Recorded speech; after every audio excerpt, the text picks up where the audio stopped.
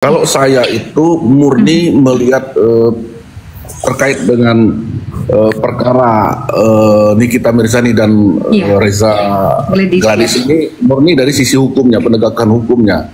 Saya lebih menyoroti kepada kepada tindakan-tindakan dari aparat penegak hukum dalam rangka penanganan perkara ini. Itu yang sering saya lebih fokus ke situ. Bentar ya Bang, fokus kepada tindakan jaksa, tindakan hakim pada saat proses sidang berjalan. Ya. Bagaimana hakim mengelola persidangan itu akan berjalan supaya berjalan dengan baik, misalkan. Bang. Gitu.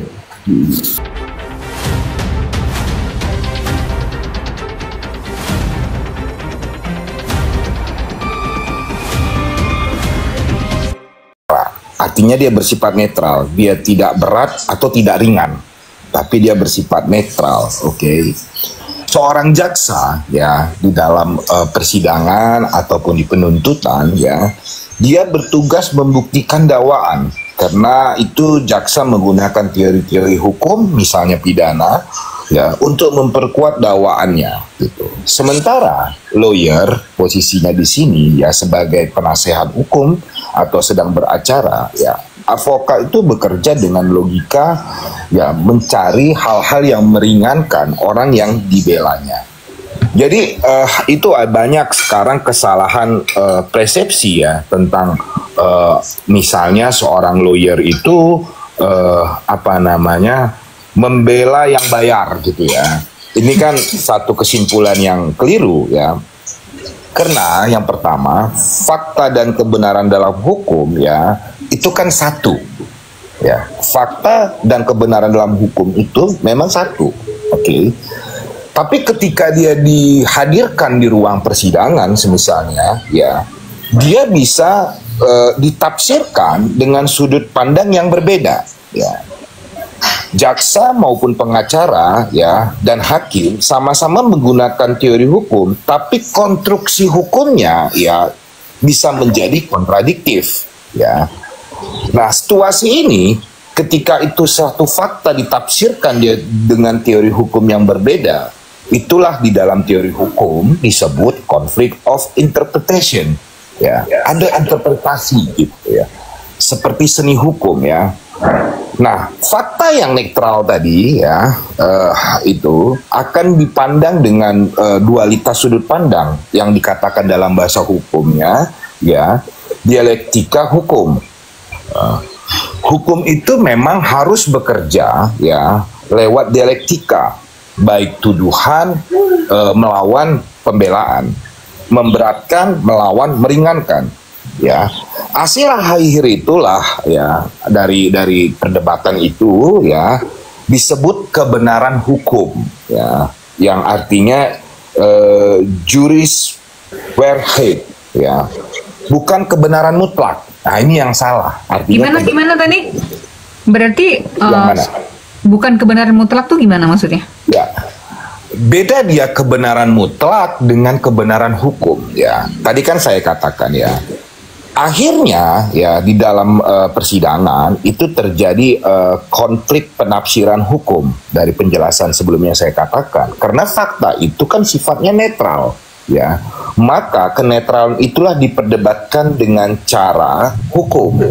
Maka hasilnya nantinya ya itu dipandang dari dua sudut pandang atau dualitas atau dialektikal hukum ya.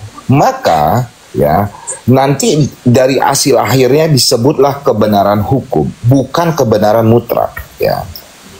Yang perlu saya tambahkan ya, ada yang namanya pluralisme teori dalam hukum ya. Satu fakta bisa dimasukkan dalam berbagai kerangka teori hukum gitu. Satu fakta itu ya. Jadi faktanya tetap satu ya, tapi di dalam sudut pandang ya plural dia. Itulah mengapa hukum sering disebut bersifat multitafsir. Nah, ini yang simbol dari awal muasal dari perdebatan ya. Dan argumen bukan eksa seperti matematika. Jadi yang perlu saya sampaikan, kadang-kadang banyak rekan sejawat saya sendiri ya melakukan perdebatan itu memang tidak memenuhi banyak kaedah-kaedah hukum gitu. Jadi dia itu hanya menggunakan satu pemikiran yang mengikuti logika umum orang. Nah ini yang kadang-kadang menjadi problem. Sampai di situ ya, cukup, thank you. Artinya karena dia multitafsir, apakah banyak lawyers yang masuk mendiskusikan, atau kalau tadi Bang Paulis bilang, ya udah itu bisa dipelajari. Next time mungkin kalau ada kasus tertentu yang mungkin hampir sama dengan kasus Nikita ini bisa dijadikan referensi, atau bagaimana? Lalu kenapa keterbelahan itu muncul? Apakah ada alasan multitafsir? Apakah masing-masing lawyers itu bisa memiliki tafsir sendiri-sendiri gitu loh? Atau karena dia pro ke satu kelompok? Baik, ini Kak Ayu mohon maaf, interupsi, izin, saya mau turun ya, masih banyak ada kerjaan yang boleh, diteruskan. Makasih Kak Ayu, ya. salam kenal buat semuanya, salam-salam semua selalu ya, sukses. Kak. Ya, sama-sama. Assalamualaikum, Mbak. Salam. Ini kan ada dua hal, host ya. Ada yang pertama, ini tipis, agak susah menjelaskannya. Ada lawyer ini memang sedang melakukan pemikiran. Saya tidak bicara lawyers lain, saya bertanya Abang secara pribadi aja. Kalau lawyers lain mungkin punya pendapat, karena kan tadi bersifat multitafsir kan? Baik. Benar nggak? Kalau saya pendapatan pribadi saya karena fenomena hari ini lebih kepada ke pansos, gitu aja. Oh, jadi lawyers yang perdebatan di luar persidangan itu lebih ke arah tuh pansos. Nah, itu aja. Pansos ya. Oke. Terus kalau Abang nggak ikut berarti nggak mau pansos gitu? Karena kita mencoba untuk mencari jati diri apa itu lawyer gitu. Saya masih mencoba, belum saya sempurna, tapi kalau penilaian saya lebih banyak pansosnya daripada kajian hukum secara akademiks gitu. Nah, sekarang gini. Karena fenomena sekarang ya. Sebentar, apakah setiap kasus hukum itu berhubungan dengan akademik? Karena setiap kasus hukum itu kan kadang-kadang tidak sesuai dengan kejadian masa lalu atau buku-buku yang pernah dibaca oleh lawyers ini gitu loh. Dan apakah lawyers ini bisa mengembangkan teori disesuaikan dengan situasi yang terjadi, kasus hukum yang ada, atau latar belakang peristiwanya? Mungkin Pak Paulis dulu, baru nanti Bang ADP. Baik, silakan Pak Paulis. Baik, terima kasih ya atas waktunya. Ini kalau saya dari diri saya pribadi aja dulu Mbak Ayu ya. Kalau ya memang, karena dari rekan-rekan saya yang lainnya silakanlah, yang berbeda pandangan dengan saya. Ada. Ya. Saya itu mohon maaf, saya mantan praktisi di salah satu instansi penegak hukum. Saya 33 tahun di situ. Jadi saya ngajukan pensiun dini dan sekarang beralih profesi menjadi sebagai advokat gitu kan. Kalau saya itu murni melihat terkait dengan perkara Nikita Mirzani dan Reza Gladys ini murni dari sisi hukumnya, penegakan hukumnya. Saya lebih menyoroti kepada kepada tindakan-tindakan dari aparat penegak hukum dalam rangka penanganan perkara ini. Itu yang sering saya lebih fokus ke situ. Bentar ya Bang. Fokus kepada tindakan jaksa, tindakan hakim pada saat proses sidang berjalan. Ya. Bagaimana hakim mengelola persidangan itu akan berjalan supaya berjalan dengan baik, misalkan. Bagaimana itu sikap seorang jaksa memperlakukan seorang terdakwa gitu dengan menjunjung tinggi asas praduga tidak bersalah. Itu yang saya soroti. Kalau saya pure di situ, Mbak.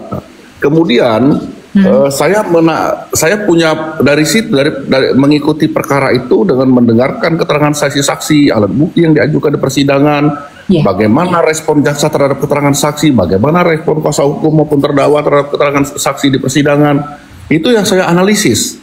Dan kemudian nanti saya akan membuat kesimpulan kemana arahnya ini nanti dalam pemikiran. Apakah jalan pikiran dan fakta-fakta yang ada saya adu dengan aturan penerapan hukum, aturan hukum yang ada, apakah yang saya simpulkan ini akan sesuai dengan endingnya perkara ini atau tidak gitu. Kalau seandainya sama endingnya berarti penegakan hukumnya berarti sesuai dengan apa yang saya pikirkan. Kalau tidak sesuai, di mana kelirunya? Apa saya yang keliru? Ataukah dari sisi penerapan hukum atau penegakan hukumnya?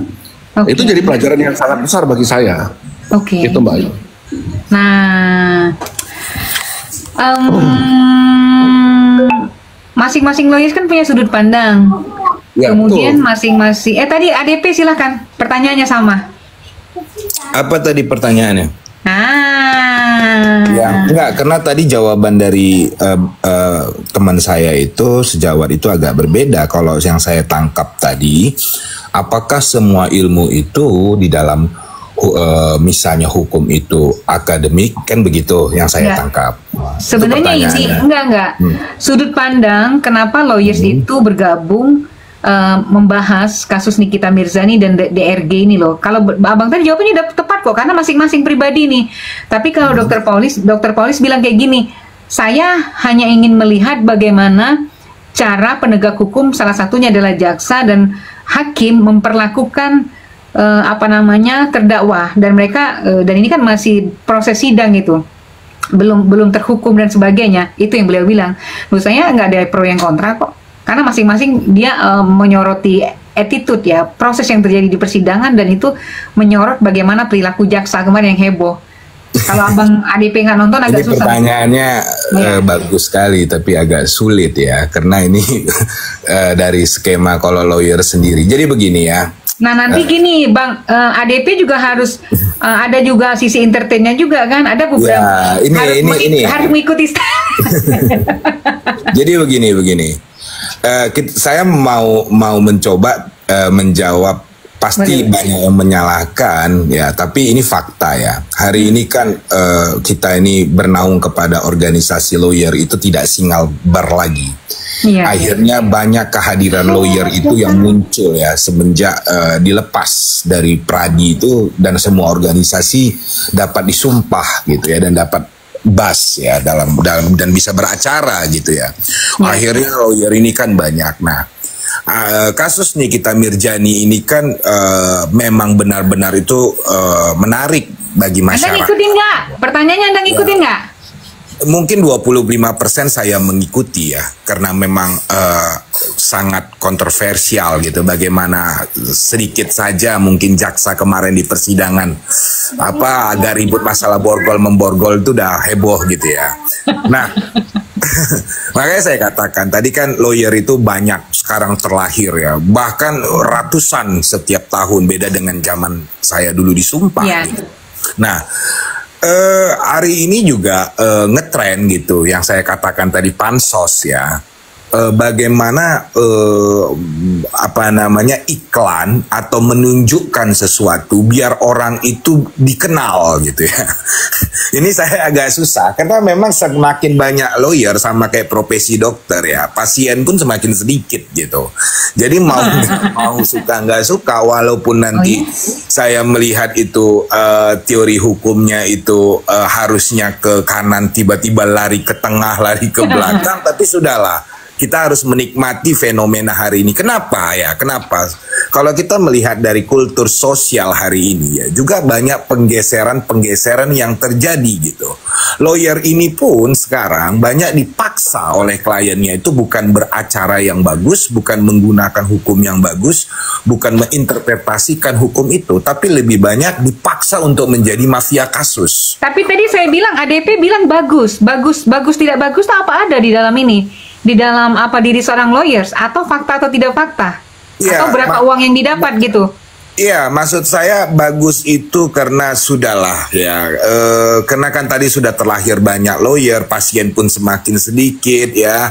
Ya bagus juga lah pansos-pansos ini untuk mencari klien gitu ya, biar ada kliennya muncul. Karena tapi akhirnya kalau kita terlalu melihat fenomena ya, atau mengikuti following fenomena gitu ya, ini bahaya. Karena di dalam dunia nyata hari ini, klien itu meminta kepada lawyer itu bukan menginterpretasikan hukum, bukan membela hak-haknya, tapi lebih banyak itu kepada mafia kasus misal. Contoh. Jadi lawyers banyak jadi mafia kasus gitu? Ya, makanya banyak lawyer ini sekarang ya. Kemarin itu di Bali, atau yang kemarin itu juga di Jakarta, banyak itu yang ketangkap akibat transaksi sogok menyogok, suap menyuap gitu ya. Karena itu tadi. Makanya ya mungkin saya tambahkan dari hari ini ya.